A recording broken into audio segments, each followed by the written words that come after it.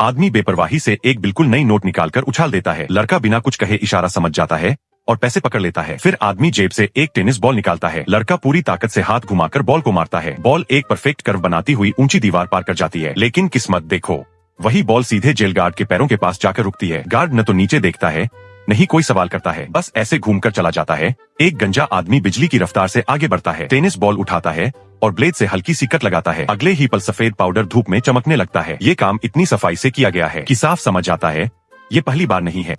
और इन सबका राजा है टायलर, अपने भाई माइक के साथ।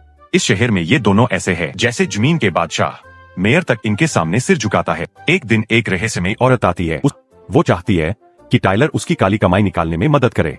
वो एक खजाने का नक्शा निकालती है और वादा करती है आधा हिस्सा टायलर का।